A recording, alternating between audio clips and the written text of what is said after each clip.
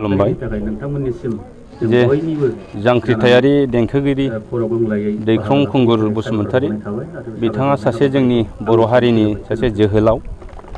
दा जोङो बिथांनि दिनै स्निथि थैनाय सान बेखौ क'क्राझार जिल्ला दुलाराय बर' फरायसा आफाद आरो क'क्राझार जिल्ला दुलाराय बर' हारिमु आफाद जथायै बेखौ फालिबोबाय थानाय जादों आरो देग्लायबो बेखौ स्निथि खेब हिसाबै फालिनाय जादों। बुंनांगौआ बेनो, बिथाङा जोंनि जाथिनि अलखद समाव जेब्ला जाथिया गावनि हारिनि मोनथायनि थाखाय थामोनथानि थाखाय जे आन्दलन खालामदोंमोन, सोमावसारदोंमोन, बै समाव बड'फानि जे 6 बोसोर आन्दलन जे बर' माहारिखौ गेरेमसा माहारि दानो थाखाय आरो आलादा बड'लेण्ड सोरजिनो थाखाय बै समाव सोमावसारनाय जादोंमोन। गुबुन गुबुन दैदेनगिरिफोर बा जोंनि बर' हारिनि गुबुन गुबुन रायजो राजाफोर बिथांमोनहा जेरोखोम बे सोमावसारनायाव बाहागो लादोंमोन, गावबागावनि रोंगौथिजों गावबागावनि गोसो मोदोम जिउ होनानै, आरो बेवहाय दैख्रं खुंगुर बसुमतारी बिथाङाबो जे गावनि देंखोनि गेजेरजों जोंनि बर' माहारिखौ जे बे सोमावसारनायाव बारसोमनो थाखाय बिथाङा गावनि सोरजिनाय देंखो, गावनि मेथाइ रोजाबनायजों जोंनि बर' माहारिखौ बे अलखद समाव हारिखौ रैखाथि होनो थाखाय सोमावसारनायाव बारसोमनो थाखाय बिथांनि देंखोनि गेजेरजों जोंनि बर' रायजो राजाफोर, बर'नि मेलेमजिबिफोर गासै बर' हारियानो लोब लोब बारसोमदोंमोन। बेनि थाखायनो जोङो बिथांखौ दिनै गोसोखांबाय थानांगोन। बिथाङा अबथिरा जोंनि गेजेरनिफ्राय रुंसारि जालांदों। थेवब्लाबो जोङो दिनै इयुन जोलैनि थाखाय जोङो बुंगोन जे बिथांबायदि गेदेमा हारि सिबिसुला बिथांखौ जों जेब्लाबो गोसोखांनांगोन। आरो बर' माहारियाव जे हारिमु बिथिङाव एबा देंखोगिरि जानानैबो जे हारिखौ फोजाखांनो हायो, हारिनि थाखाय खामानि मावनो हायो, बिथाङा बेखौ दिनै फोरमान होलांबाय। जोङो दुलाराय बर' हारिमु आफाद हिसाबै जोङो जेब्ला बिथाङा रुंसारि जाजेनदोंमोन बे समावनो जोङो थांखि लादोंमोन जे बिथांनि सोरजिलांनाय माखासे देंखोफोर, बिथांनि लिरलांनाय माखासे मेथाइफोर, बे मेथाइफोरखौ जोङो प्रिजार्भेसन जे संरैखा होनो थाखाय जोङो खामानि मावबाय थानाय जादों आरो दासिमबो बे हाबाफारिखौ जोङो मावबाय थादों। बे हयथ' गुसुं समनि गेजेरावनो जोङो बेखौ गासैबो बिथांनि सोरजिलांनाय जे देंखो, बिथांनि मेथाइ, बिथांनि मावलांनाय हाबाफारि, बिथां सोरजिलांनाय गासैबो मुवा बेसादफोरखौबो जोङो मोनसे संरैखानि थाखाय, प्रिजार्भेसननि थाखाय जोङो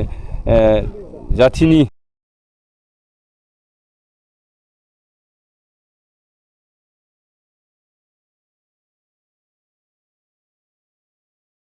जेब्ला दुलाराय बर' फरायसा आफादनि बानजायनायाव बर' हारिनि सिनायथि, रैखाथि आरो थामोनथायनि थाखाय बड'फा उपेन्द्रनाथ ब्रह्मनि दैदेननायाव आलादा रायजोनि थाखाय जेब्ला सोमावसारदोंमोन, बै समाव गासै बर' रायजो राजा बिथांमोनखौ दैख्रं खुंगुर बसुमतारी बिथाङा गावनि जांख्रिथायारि मेथाइजों गासै बर' हारिखौनो गावनि मोनथायखौ मोननो थाखाय बिथाङा फोजाखांदोंमोन। आरो बिथाङा जोंनि गेजेराव गैला, रुंसारि जाबाय। दिनैनि सानावनो बिथाङा रुंसारि जाबाय आरो बिथांनि रुंसारि सानखौ दुलाराय बर' फरायसा आफादा बिथाङा बर' हारियाव जि मोनसे बिहोमा होलांबाय, बे बिहोमाखौ दुलाराय बर' फरायसा आफादा अराय गोजोर खालामनो थाखाय बिथांनि बिहोमथायखौ मोगथां महराव जोङो जाफुंहोनो थाखाय दुलाराय बर' फरायसा आफादा बिथांनि जि रुंसारि सान बेखौ जोङो फालिबाय थानाय जायो। देग्लाय 7थि बोसोर जाबाय। आरो दुलाराय बर' फरायसा आफादा मोनसे बाथ्राखौ जों फोथायो, जाय हारियाव गेदेमा मुंख्लं रुंसारि बिथांमोनखौ मान होनो रोङो, बे हारियाव अरायबो गेदेमा जोनोम जायो। आरो बे थांखिखौ लानानै दुलाराय बर' फरायसा आफादा जांख्रिथायारि देंखोगिरि दैख्रं खुंगुर बसुमतारीया बर' हारियाव जि मोनसे बिहोमा होलांबाय, बे बिहोमाखौ जों दुलाराय बर' फरायसा आफादा अरायबो गोजोरै लाखिगोन। आरो बे थांखिखौ आरो नोजोरखौ लानानैनो दुलाराय बर' फरायसा आफादा अरायबो बिथांनि थैनाय सानखौ जोङो गोसोखाङो आरो बिथांखौ मान बावो। नंगौ, बिथाङा जि हारियाव जोंनो अबदान होलांबाय आरो बिथांनि बे अबदानखौ जोङो गोजोरै लाखिनो थाखायनो दुलाराय बर' फरायसा आफादा जोंनि जेब्ला बोसोरसालियाव जथुमा जायो, बे बोसोरसालियाव जथुमायाव जोङो बिथांनि मुङैनो जों जांख्रिथायारि देंखोगिरि दैख्रं खुंगुर बसुमतारीनि मुङाव जोङो 1, 2, 3 जोङो बादायलायनाय होयो। आरो बे बादायलायनायनि गेजेरजोंनो बिथाङा जि जोंनि हारियाव जि बिहोमा होलांबाय बेखौ जोङो अराय गोजोर खालामनो थाखाय इयुन जेनेरेसननो बिथांनि जि आदर्श बिथांनि जि सानस्रि सान्थौ बेखौ जोङो फोरोंनो थाखायनो दुलाराय बर' फरायसा आफादा जोङो बोसोरनैनि उनाव जि जोंनि बोसोरसालि जथुमा जायो बेवहाय बिथांनि मुङै जांख्रिथायारि देंखोगिरि दैखर खुंगुर बसुमतारिनि मुङाव 1, 2, 3 जों देंखो बादायलायनायखौ जों होनाय जायो। बर' हारिखौ खौसे खालामनाय आरो देंखोनि गेजेरजों बयखौबो गोजोन होनो हानाय आरो जे बड'फा उपेन्द्रनाथ ब्रह्मनि आन्दलनावहाय बर' हारिखौ जाथिखौ मोनसे टटेल रिभलिउसननि जे सोमावसारनाय आदा बड'लेण्ड रायजोनि जे सोमावसारनाय बेवहाय गावनि देंखो मेल'डि देंखोजों गासै जाथि हारिखौ मोनसे आन्दलनाव बारसोमहोनाय दुंखांहोनाय आन्दलनाव बाहागो लाहोनो जे गोसो जाहोनाय जांख्रिथायारि देंखोगिरि दैखंगुर बसुमतारिनि स्निथि थैनाय सान बेखौ जोङो गयबारि दतमायाव क'क्राझार जिल्ला दुलाराय बर' फरायसा आफाद लोगोसे क'क्राझार जिल्ला दुलाराय बर' हारिमु आफाद जथायै जों बेखौ फालिदों। इयुनावबो जों फालिगोन।